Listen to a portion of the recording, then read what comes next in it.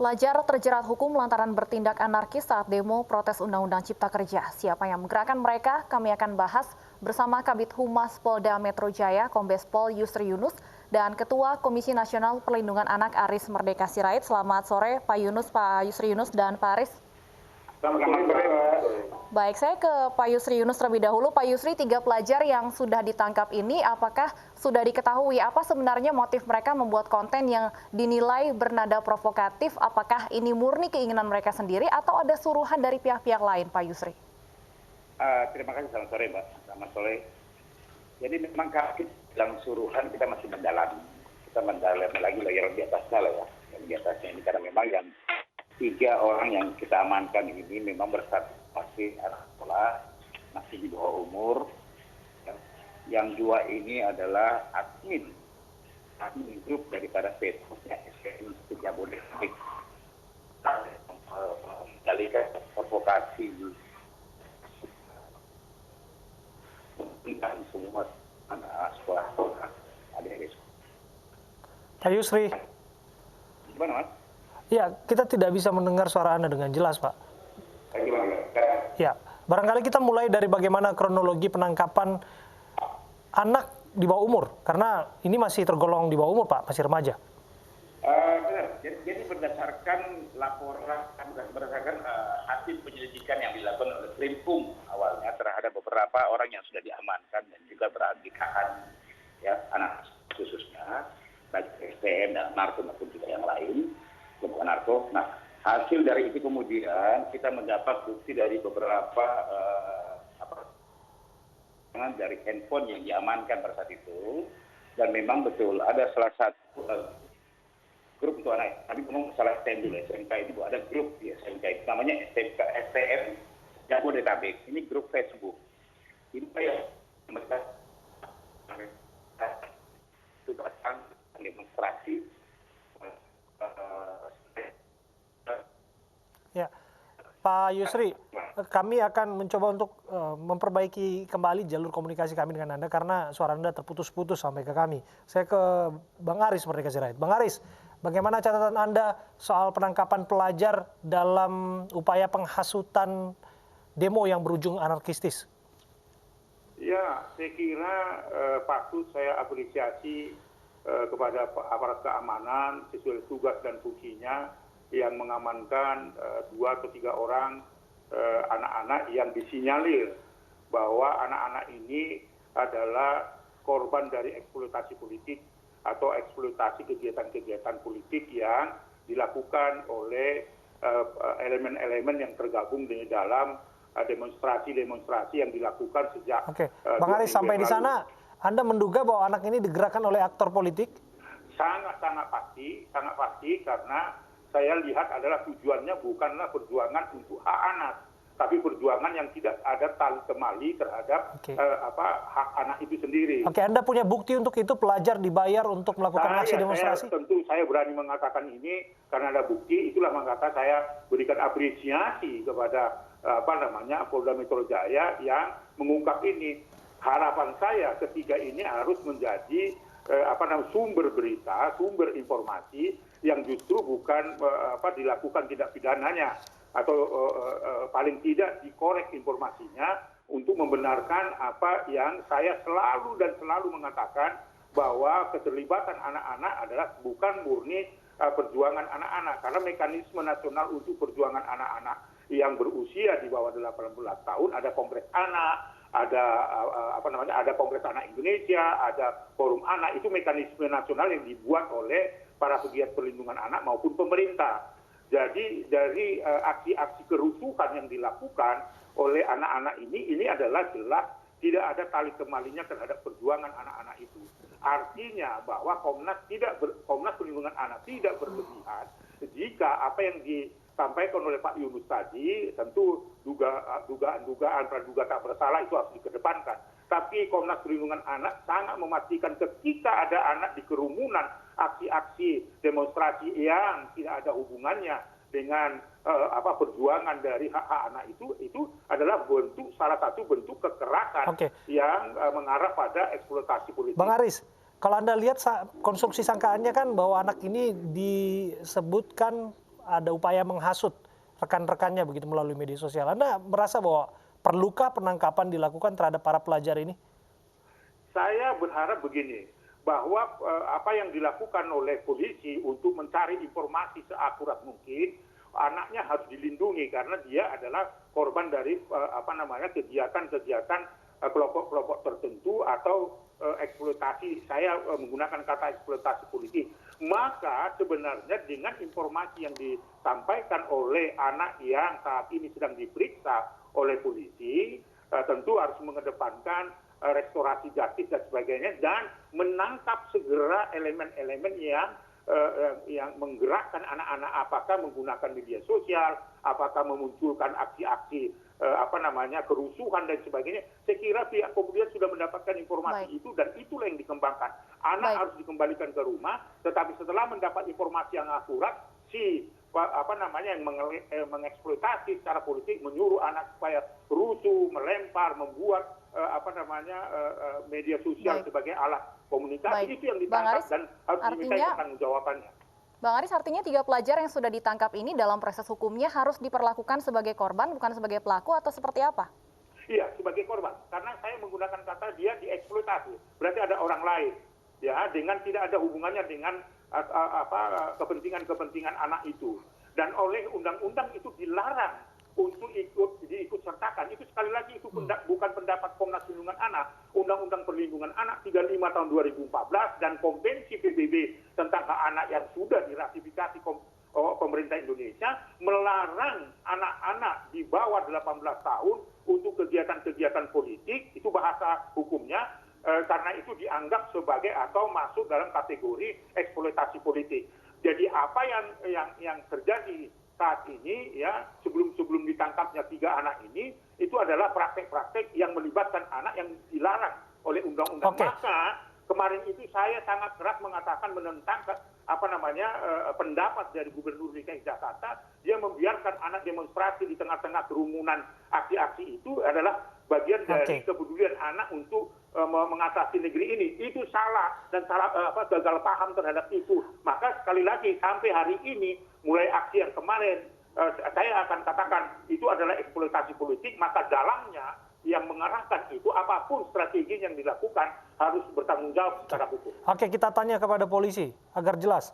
Pak Yusri, siapa yang menggerakkan anak, kalau istilah Pak Aris Merdeka Sirait, siapa yang mengeksploitasi anak? Terima kasih, maaf. Ini yang baru kita amankan adalah admin. Memang kami terus akan mendalami siapa sebenarnya di atasnya lagi yang memang yang menggerakkan mereka semuanya. Tetapi kita berangkat dari mulai pertama kita amankan pada saat demo tanggal 8 dan tanggal 13, beberapa yang kita sudah amankan. Yang perlu diketahui memang, saya setuju kalau Pak Sirait bilang ini eksploitasi anak. Betul memang, karena 80% kemarin yang kita amankan, contoh saja kita amankan saja, dari sekian ribu ini adalah semuanya anak SMK. SMK itu 90%. Yang 10% itu anak-anak sekolah-sekolah biasa, ya, hampir SMK, SMP, SMK. Nah, kemudian dari hasil pendalaman terhadap mereka semua melalui handphone yang dia gunakan, barulah kita temukan ternyata memang mereka digerakkan dengan panggilan melalui media sosial yang ada. Media sosial seperti apa? Contoh anak sekolah ini dia gunakan STM Jabodetabek. Nah, dari sinilah kami berangkat ke penyelidikan. Kami temukan adminnya ada 3. Dan jangan saya enggak, semua adminnya ini anak sekolah semua. 2 ini SMK yang sama di Jakarta Timur. Yang satu lagi kita sudah melakukan pengejaran pada yang satu lagi. Ya. Dia kita dapat. Kalau secara logika kan bagaimana anak SMK, 3 orang Anda sebutkan tadi masih di bawah umur, statusnya pelajar, mampu menggerakkan orang sebanyak itu? Nah, ini yang masih kami dalami semuanya, Mas. Tapi fakta yang kita temukan di dalam medsos atau akunnya mereka ini, di dalam grupnya mereka, Facebooknya ini, memang betul-betul semuanya belum. Contoh saja paling gampang ya, yang kami temukan di sini mereka menyampaikan undangan kepada semua teman-teman STM se-Jabodetabek untuk hadir pada saat itu. Kemudian harus menjaga diri. Pertama siapkan masker, bawa payung, bawa helm. Kemudian untuk peralatan tempur harus bawa petasan, bawa bom molotov minimal 1 atau 2 bom molotov. Kemudian juga suruh bawa bekal-bekal yang lain. Semua itu yang dia diajarkan semua yang lain. Nah, ini yang semua kita amankan. Jawabannya sama, mereka diajak melalui undangan media sosial yang ada. Di akunnya, di grup Facebooknya ini ada 21.000 lebih followers yang ada. Ini yang untuk anak SMA. Beda yang satu lagi yang anarko, juga anak SMA juga nih. Yang anarko yang ditangkap di Bogor ini. Sama juga itu. Hujatan provokatif semua yang disampaikan kalau kita buka dia punya grup akun di Twitternya itu. Begitu, Mas. Pak Yusri, akun media sosial ini yang digunakan Facebook maupun Instagram sudah berapa lama diketahui akun ini berdiri? Akun ini kita dapat dari hasil yang kita amankan oleh reserse umum ya, yang kita sudah amankan dan juga kita proses dan jadi tersangka semuanya. Setelah kita buka semua handphonenya, ternyata mereka memang diundang melalui Facebook maupun yang dari Instagram untuk anarkonya. Itu dan dari situ kemudian kami coba menyelidiki dan kita temukan memang betul semua hujatan dan undangan itu melalui itu semuanya, Pak. Artinya akun media sosial ini memang baru muncul ketika aksi unjuk rasa menolak Undang-Undang Cipta Kerja ini bermunculan atau memang sudah lama grup ini ada? Nanti akan kita sampaikan, Pak, karena ini masih kita pendalaman untuk hal itu, Pak. Baik. Bang Aris, kalau melihat kemudian pelajar begitu mudah terpengaruh ajakan melalui media sosial, ini sebenarnya kalau Anda melihatnya apa sih yang menjadi alasan keikutsertaan mereka? Apakah minimnya aktivitas, minimnya pertemuan dengan teman-teman sebaya selama pembelajaran jarak jauh ini juga menjadi salah satu faktor? Oh tidak. Coba lihat dari 90% anak pelajar-pelajar itu kan berusia 17 tahun. Jadi si penggerak-penggerak itu memampatkan bahwa anak 17 tahun itu seolah-olah punya hak politik. Padahal bukan demonstrasi, hanya menggunakan hak politiknya untuk sebagai peserta pemilu. Ya toh, diberikan anak-anak umur 17 tahun ini hak politiknya, bukan demonstrasi. Jadi kalau itu ada anak, sekalipun dia umur 17 tahun, di bawah 18 tahun, 16 tahun, apakah dia admin, apa dia menggerakkan, itu sudah masuk dalam kegiatan politik yang mengarah pada eksploitasi politik. Coba dilihat, karena para penggerak ini tahu kalau anak umur 17 tahun, di bawah 12 tahun, dia tidak akan dikenakan sanksi pidana, akan dikembalikan ke rumah. Tetapi bagi mereka itu adalah strategi untuk menggerakkan massa untuk melakukan tindakan-tindakan yang sesuai dengan kehendaknya. Ini kan pemilu akan dekat lagi, ya kan? Saya kira nggak perlu saya jelaskan bagaimana mempersiapkan. Usianya itu 17 tahun rata-rata, 16, 17.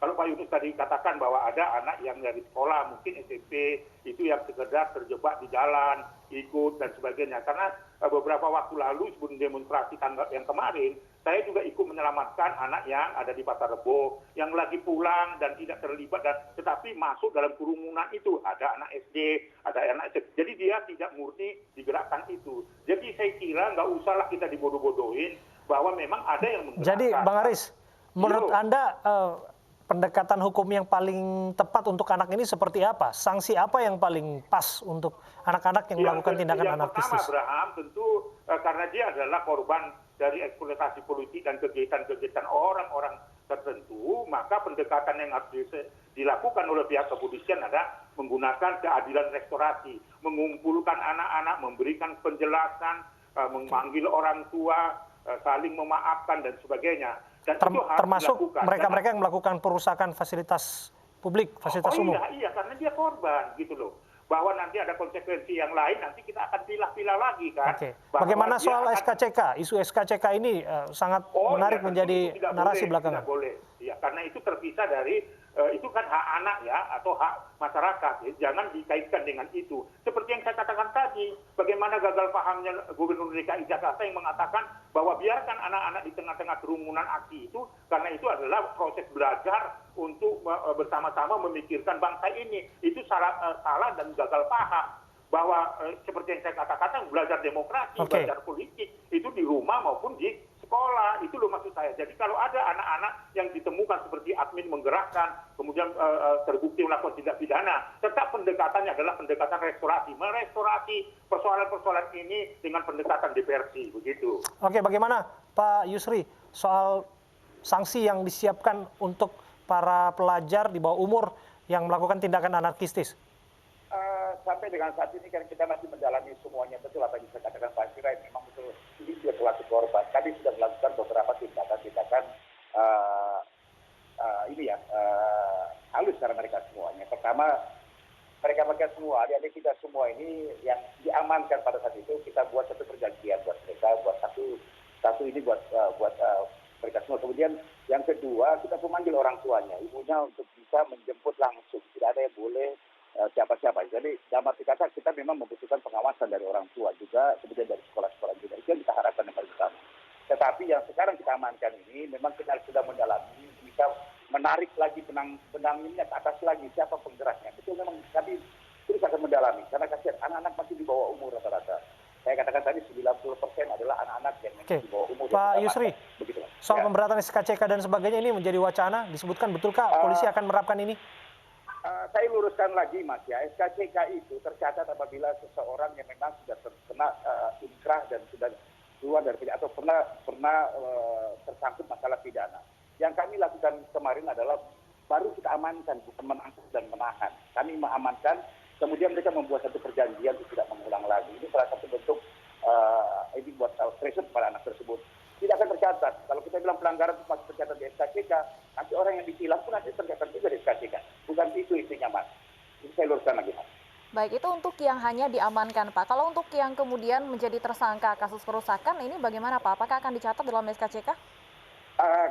Sekarang kita lihat Mbak, kalau memang dia itu orang dewasa ya pasti Mbak. Tapi kalau anak kan nanti kan kita ada undang-undang tentang perlindungan anak. Baik, untuk yang di bawah umur berarti tidak akan dicatat Pak Yusri? Nanti kita akan sambil berjalan kita lihat. Jangan sampai dijudge. Kita mengharapkan anak-anak kita adalah korban, betul memang korban. Tetapi kami butuh dari anak-anak ini untuk bisa melakukan lagi tindak penyidikan lagi ke atas untuk mencari siapa penggerak dari mereka semuanya. Karena memang kalau kita lihat akun yang dia gunakan ini betul-betul memang sudah betul-betul untuk menghasut, mengajak mereka semua untuk melakukan perusakan. Mereka hampir rata-rata semuanya yang kami amankan ini tidak mengerti apa itu undang-undang Omnibus Law Cipta Kerja itu. Mereka tidak tahu. Baik. Mereka datang ke sana memang untuk melakukan kerusuhan. Itu yang paling utama. Baik, terima kasih banyak Pak Yusri Yunus dan juga Bang Aris Merdeka Sirait sudah bergabung bersama kami di Aini Sore. Pemirsa, Majelis Hukum menolak eksepsi yang diajukan Pinangki Sirna Malasari atas kasus suap Joko Chandra. Kami kembali saat